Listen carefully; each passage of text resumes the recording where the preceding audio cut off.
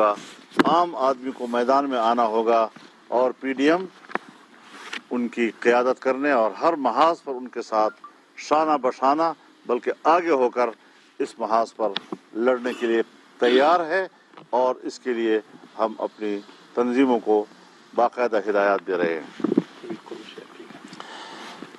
ہم پوری قوم سے اپیل کرتے ہیں کہ ان مظاہروں میں، ریلیوں میں اور جو مارچ ہیں تو اس میں بھرپور شرکت کریں اور پوری خود اعتمادی کے ساتھ میدان میں آئیں۔ انشاءاللہ ہم ایسے حکمرانوں کو جو قوم کے لیے عذاب بن جائیں ان کو مزید قوم پر مسلط ہونے کا موقع نہیں دینا چاہتے۔ 3 سال پہلے پاکستان کے کل قرضے کا حجم 25,000 ارب روپے تھا اور اس وقت 45,000 ارب ہو گیا ہے۔ یہ قوم کیسے ادا کرے گی؟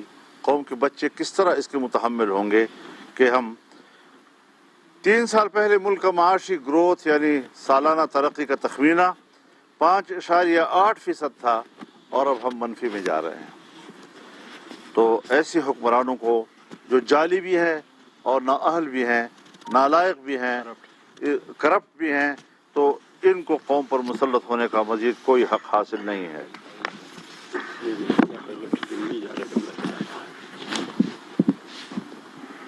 عوام اس وقت پیٹرولیم مصنوعات کی بڑھتی ہوئی قیمتوں کے بوجھ تلے دب گئے ہیں۔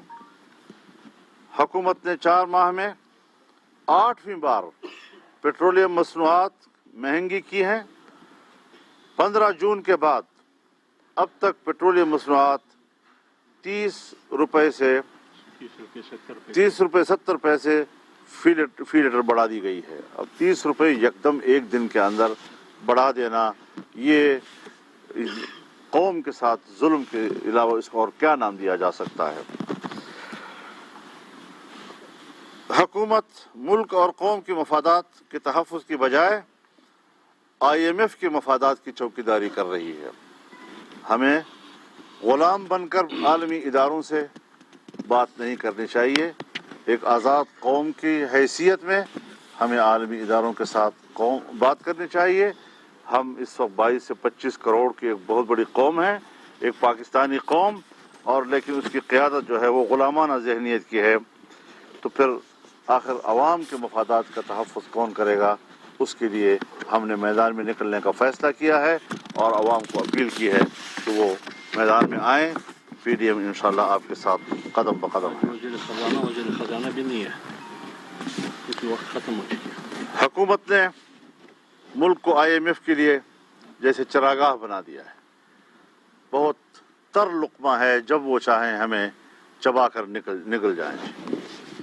پی ڈی ایم پہلے بھی کہہ چکی ہے کہ سلیکٹڈ اور نااہل اور ناکام حکومت بری طرح ناکام ہو چکی ہے اور یہ ایک کرپٹ ترین حکومت ہے۔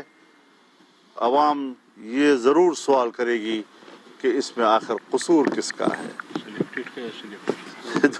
دونوں پر سوال تو آتا ہے، سلیکٹڈ پر بھی آتا ہے، سلیکٹڈ پر بھی آتا ہے، اور حکومت 22 کروڑ عوام کی نہیں IMF کی لگتی ہے۔ پیٹرولیم مصنوعات کی قیمتوں میں اضافے نے تمام بنیادی اشیاء ضروریات زندگی اور اشیاء خوردنوش کو 100% مہنگا کر دیا ہے، بلکہ ادویات تو 400% تک مہنگی ہو گئی ہیں۔ یہ وہ اعلان تھا جس کے لیے ہم کو تکلیف دی گئی۔ صاحب یہ بتائیں کہ ویسے بھی حکومت کا چل چلاؤ ہے، لگ یہ رہا ہے کہ جو ملک کے حالات ہیں اداروں سے بھی متصادم ہے اور چل چلاؤ لگ رہا ہے، تو کیا یہ چند دن کی حکومت رہے گی؟ چند دن کے لیے بھی آپ لوگ پارلیمنٹ سے مستعفی ہو سکتے ہیں سر؟ آپ کے منہ میں گڑ، اگر شکر۔ بنیادی بات یہ ہے کہ میں نے آپ سے کہا کہ کل پی ڈی ایم کا اجلاس ہے، یہ ساری چیزیں جو ہیں وہاں پر زیر بحث آئیں گی۔ آج صرف ایک ایجنڈے پر ہم نے آپ کو تکلیف دی ہے، آپ کا شکر گزار ہیں۔ یہ بتائیے گا سر، یہ متحدہ اپوزیشن کی طرف قدم بڑھایا جا رہا ہے اور باقی جو جماعتیں نکل گئی تھی یا اور مزید جماعتیں ہیں، उस तरफ भी कल तवज्जो दी सबको जाएगी। दावत है। मेरे ख्याल में ये तो हमने आवाम को दावत दी है और सब लोग उसमें शरीक हो सकते हैं, कोई पाबंदी किसी ये के ऊपर बताइएगा कि जब पीडीएम बनी थी तब भी अवाम आपके साथ थी और आप इस मामले पे तहरीक को खुद पीछे ले आए। अब आपको क्यों आप तो कर रहे हैं कि अवाम आपके साथ है, महंगाई का सारा सूरत आपके सामने, आप क्यादत करें अवाम तो आपके साथ होगी। क्या आपको डर है किसी चीज़ का कि कोई रुकावट ना बन जाए? नहीं, कोई डर नहीं है हमें, कोई रुकावट भी नहीं बन सकता। कुछ मारूजी वजूहात ऐसी आई हैं जिससे कि एक तासुर लिया गया है कि जैसे हमने तहरीक पीछे आई है।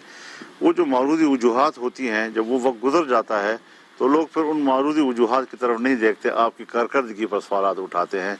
ये इसी किस्म का एक सवाल है जो एक हकीकत भी है लेकिन उसका मारूदी हालात से ताल्लुक है। मौलाना साहब ये बताइएगा कि सिलेक्टर और सिलेक्टेड के दरमियान भी कोई रिफ्ट आपको नजर आ रही है? देखिए, ये शायद उनके घर का मामला हो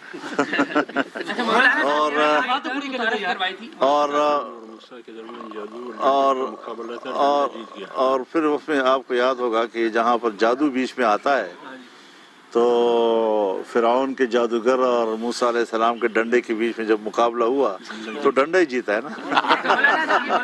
एजाज सैयद साहब, आपने एक टर्म मुतारफ करवाई थी, आपने बड़ा लतीफे सुनाए थे, निका और निके का अब्बा। अभी ऐसा लगता है कि जिस तरह निका गलत है और निके का अब्बा ठीक है, आपकी नज़र में कौन ठीक है? निका भी ठीक है और निके का अब्बा भी ठीक है, या निके का अब्बा और निका दोनों गलत? महबूबा गले पड़ गई। मतलब ये है जी कि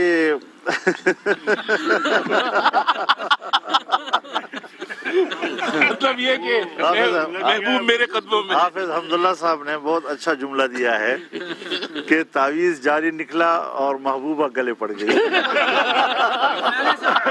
एहतजाज होने जा रहा है उसमें पीपल्स पार्टी से कोई राब्ते हुए हैं और उसके अलावा कहा जा रहा है कि शहबाज शरीफ की जो ग्रुप है वो आपके मुखालिफ समझे जा रहे हैं। उनका इंटरनल मैंने आज सबसे पहले जो राब्ता किया है वो मियाँ शहबाज शरीफ साहब से किया है और उनके साथ टेलीफोन पर ये तजवीज़ मैंने दी, उन्होंने कबूल की है।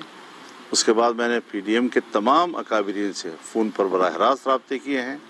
अख्तर जान मैंगर साहब से मेरा राब्ता हुआ, वो दुबई में थे। महमूद खान अचकज़ी साहब यहाँ तशरीफ़ फरमा हैं, मौलाना उवैस नूरानी साहब तशरीफ़ फरमा हैं, हमारे शाहिद खान अब्बासी साहब तशरीफ़ फरमा हैं।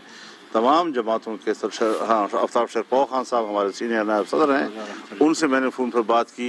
ये तमाम हजरात ऑन बोर्ड हैं और इस वक्त जो मैं गुफ्तगू कर रहा हूँ पीडीएम की बात कर रहा हूँ। आप एक बात गुजारिश मैं आपसे करना चाहता हूँ, आप सहाफ़ी हजरात भी इस मुल्क का हिस्सा हैं, इस कौम का हिस्सा हैं।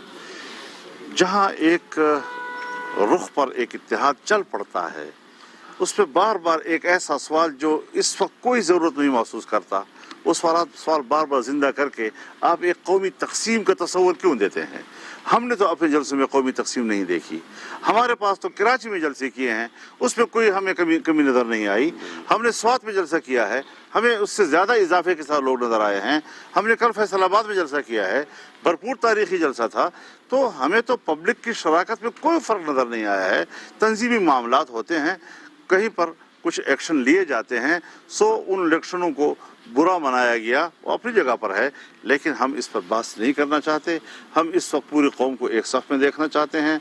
उनकी तरफ से कोई राब्ता हुआ तो हमारी तरफ से भी एक बाइज़्ज़त और बावक़ार जवाब दिया जाएगा। साहब ये फरमाएं कि आप लोग बुनियादी तौर पर तहरीक अदम-ए-इत्तेमाद के खिलाफ रहे हैं, तो अब इन हालात में जब GHQ के साथ भी तल्लुकात बिगड़े हुए हैं खान साहब ने, तो अगर इत्तेहादी या उनकी जमात के लोग जो नाराज़ हैं, तहरीक अदम-ए-इत्तेमाद इस्टेब्लिशमेंट अगर उनके ज़रिए लाती है तो आप उसका हिस्सा बनेंगे? उसके अभी फ़िलहाल ये क़ब्ल अज़ वक्त सवाल है। अच्छा मौलाना साहब ये बताइएगा कि ख़ास करके अभी जो सूरत बनती जा रही है, इसमें जो अगला जो आपका टारगेट होगा, जो आप कह रहे हैं कि तमाम ज़िली हेडक्वार्टर्स में होंगी, तमाम जमातों का क्या तरीक़ाकार अपनाएंगे कि एहतजाज की कॉल ताकि हुकूमत पर प्रेशर पड़े? ज़ाहिर है जी कि तो 2+2=4 की तरह पब्लिक जो है वो सड़कों पे आएगी, जो सियासी जमातें उनके साथ होंगी, पीडीएम उनकी क़ियादत करेगी और पीडीएम की आपस की जमातें भी आज के फ़ौरन बाद इस ऐलान के बाद वो आपस में वो राब्ता करेंगे। पार्टी को मना रहे हैं? नहीं जी, बिल्कुल चांस नहीं। चांस नहीं है। आपकी चांस है अगर आप आना चाहते हैं तो। बलूचिस्तान में अगर कोई तब्दीली आती है तो पीडीएम का क्या मौक़िफ़ होगा अगर कोई तब्दीली लाने की कोशिश की जाती है? अभी तो कोशिश तो जारी है, लेकिन अब क्या नतीजा निकलता है इस पर मैं फिलहाल कोई तबसरा नहीं कर सकता। अपना टेन्योर पूरा करेगी या टेन्योर का तो पूरा करना सवाल ही पैदा नहीं होता इंशाल्लाह। मौलाना साहब, वज़ीर-ए-आज़म इमरान खान साहब अगर सिविल बलादस्ती की दावत, वज़ीर-ए-आज़म नहीं है, आपने उसको वज़ीर-ए-आज़म कहा, मैं एहतजाज करता हूँ इसके ऊपर। क्या आप उनकी दावत कबूल करेंगे? नहीं, सवाल ही पैदा नहीं होता। मौलाना साहब, इन जलसों हम कोई कच्चे खेल नहीं खेल तक रहे जी। इस तारीख को इन जलसों तक महदूद रखा जाएगा कि अगले मरहले में भी? मैंने ऐलान क्या किया है उसको तो सुना आपने ना, अभी जो ऐलान किया है उसके बाद भी इस सवाल का कोई बहुत शुक्रिया आपका।